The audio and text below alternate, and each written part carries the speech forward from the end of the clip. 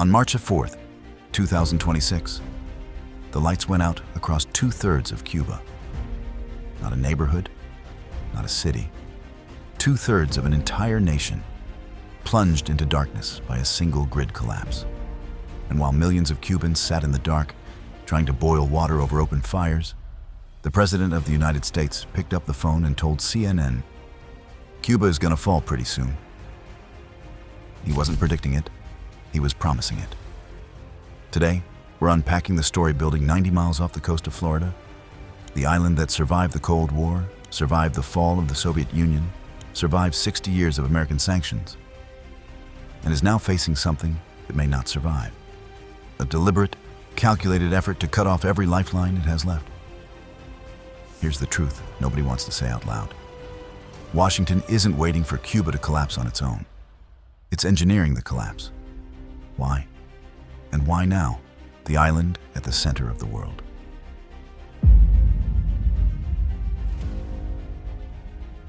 To understand why Cuba matters, you have to understand where it sits. Cuba is a narrow island, roughly the size of Pennsylvania, stretching across the entrance to the Gulf of Mexico.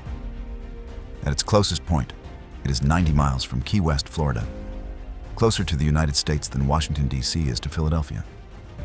For 3 centuries, whoever controlled Cuba controlled the gateway to the Americas.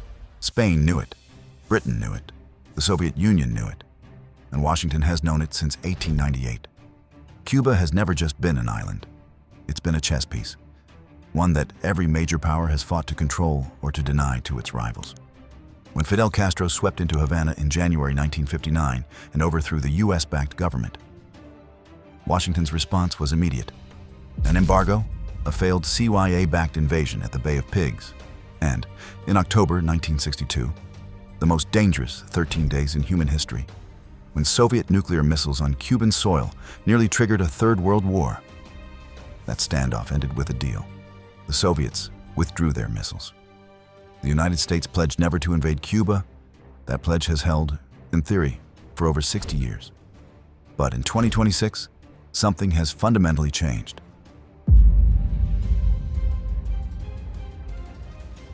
Cuba's GDP has contracted by more than 35% since 2019. That's not a recession. That's not a depression. Economists compare it to the fall of the Soviet Union, the same structural implosion playing out in slow motion on an island of 11 million people. Inflation has made the Cuban peso nearly worthless. State salaries buy almost nothing. Entire neighborhoods survive on remittances sent home by family members abroad. And the people are leaving. Approximately 2.75 million Cubans have left the country since 2020. 1 in every 4 people on this island has decided that leaving is better than staying. Between 2021 and mid-2024 alone, more than 860,000 arrived in the United States. Forbes warned in February 2026 that America is dangerously unprepared for what could become a Mariel-style boat crisis, on a scale that dwarfs anything seen before. And then there's the energy disaster. Cuba's grid has been held together for years with improvised repairs and Soviet-era equipment that should have been retired decades ago. But on March 4th, 2026, the main Antonio Guterres thermoelectric plant failed, and the cascade collapse it triggered took down 2/3 of the national grid within hours. Hospitals ran on emergency generators, water pumps failed, Havana went dark. The Cuban government, in its official statement, blamed one entity, the United States. And in strict terms, they're not entirely wrong about who turned off the lights.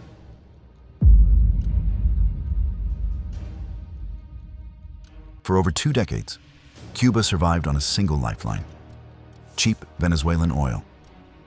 Hugo Chavez launched the Petrocaribe program in 2000, sending Cuba up to 100,000 barrels per day at deeply subsidized rates, often in exchange for Cuban doctors, military advisors, and intelligence officers. Cuba couldn't afford oil at market prices. Venezuelan crude kept the lights on and the power plants firing. As entrepreneur Anthony Pompliano put it on X just days ago, nobody invaded Cuba. Nobody bombed Havana. Trump simply cut the lifeline.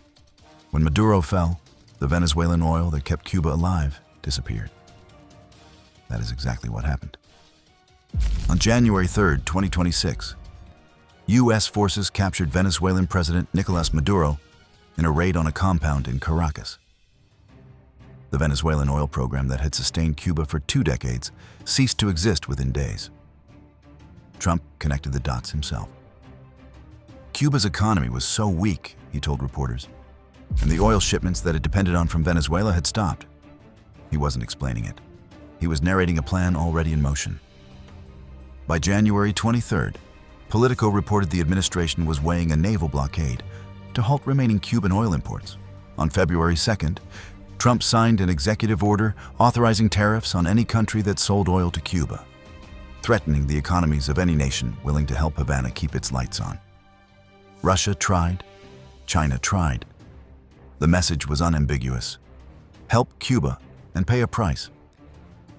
And then, on January 29th, 2026, the White House signed an executive order with a title that left no room for interpretation: Addressing Threats to the United States by the Government of Cuba.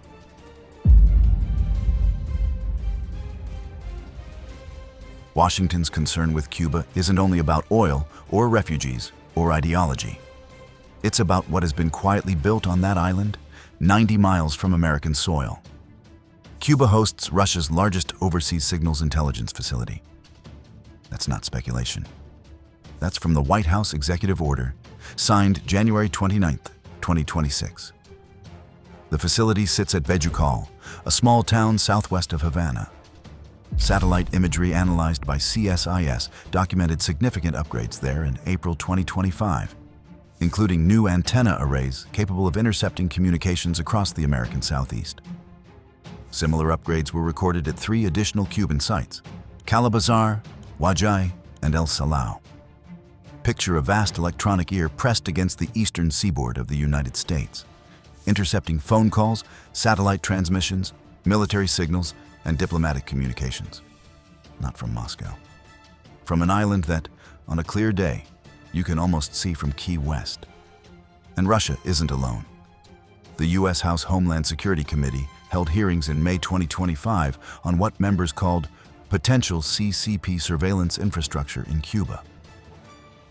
Congressional investigators reviewed satellite imagery showing Chinese-funded signals intelligence arrays positioned near Guantanamo Bay, the U.S. naval base America has leased since 1903. China first gained access to Cuban eavesdropping installations in 2019. By April 2025, the footprint had expanded significantly. Cuba also joined BRICS as a partner state on January 1, 2025.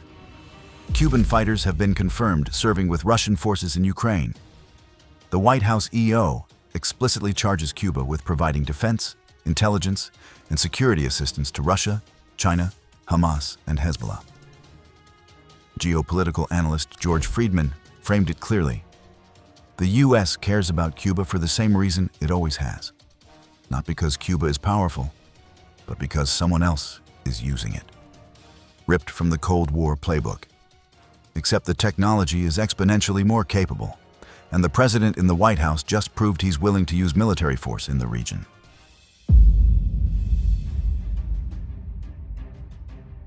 The strategy has multiple layers, each designed to tighten the grip without a single American soldier setting foot on Cuban soil. Economic strangulation. The U.S. embargo, in place since the 1960s, has been hardened further. Cuba's state sponsor of terrorism designation maintained. Sanctions expanded. Access to international financial systems severed. Cutting the oil. The February 2nd executive order threatens tariffs on any country providing oil to Cuba. Then came a move of surgical psychological precision. In late February, the administration announced a narrow exception. Small amounts of American oil could reach Cuba, but only through private Cuban businesses, completely bypassing the state. The message: we are not trying to starve the Cuban people. We are trying to starve the Cuban government. Criminal charges. As of March 6th, NBC News confirmed a multi-agency effort, led by the U.S. Attorney's Office for the Southern District of Florida, to develop federal criminal cases against members of Cuba's Communist Party. Drug conspiracy, narco-terrorism, the same legal architecture used to indict and ultimately capture Nicolas Maduro. Trump made the endgame explicit. Cuba is gonna fall too, he told CNN. They want to make a deal so badly. Then, maybe we'll have a friendly takeover of Cuba. He assigned Secretary of State Marco Rubio, a Cuban American from Miami whose parents fled the revolution, to handle it. Rubio has said Cuba must make a deal before it is too late. For the exile community in South Florida, people who have waited 65 years to go home, those words carry the weight of everything they've ever wanted to hear.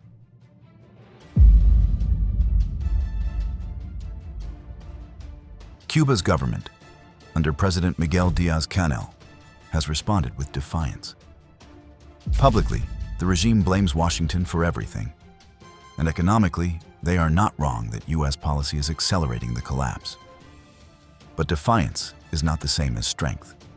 No Venezuelan oil, no functioning grid, 2.75 million citizens already gone. And geopolitical patrons, Russia and China, watching from a safe distance, neither prepared to go to war with the United States over a Caribbean island. CSIS analyst Christopher Hernandez-Roy wrote in January 2026, "The mirage of regime durability, the idea that the Castro revolution would outlast all external pressure, has been shattered. A friendly takeover could mean a negotiated transition. Regime leadership stepping aside in exchange for immunity, foreign investment flowing in, and a democratic opening Marco Rubio gets to put his name on. Or it could fracture without a deal. The grid collapses completely. Food distribution breaks down. Hundreds of thousands attempt to cross the Florida Strait simultaneously. And the chaos on America's doorstep forces Washington's hand in ways no plan fully anticipates. Because 90 miles cuts in every direction. Close enough to monitor, close enough to sanction, close enough to choke. And if the calculus shifts, close enough to reach."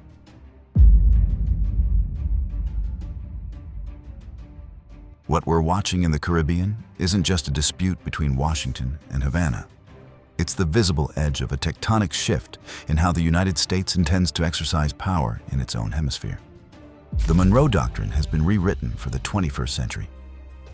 Trump's national security strategy invokes what analysts call the Trump corollary, the right not just to oppose foreign interference in Latin America, but to actively remove governments that invite it. Venezuela was the proof of concept. Cuba may be next. But zoom out further still, and Cuba reveals something older and more permanent. For 65 years, this island has been the place where geography and ideology collided with catastrophic force. Too close to ignore, too strategically valuable to abandon, too politically charged to resolve cleanly. Every power that tried to use Cuba as a lever ended up, in some way, trapped by it. The Cuban people, sitting in the dark on March 4th, 2026, are caught between two competing narratives that neither side is willing to abandon. That is the oldest story in the Caribbean, an island where the Cold War never fully ended, where every superpower eventually shows its hand. Right now, history is being rewritten, 90 miles from the coast of Florida. Thanks for joining me today. I hope you enjoyed the video. And if you want to see more videos like this, then please consider subscribing and turning on notifications. It really does make a difference. I'll see you next time on The Bigger Map.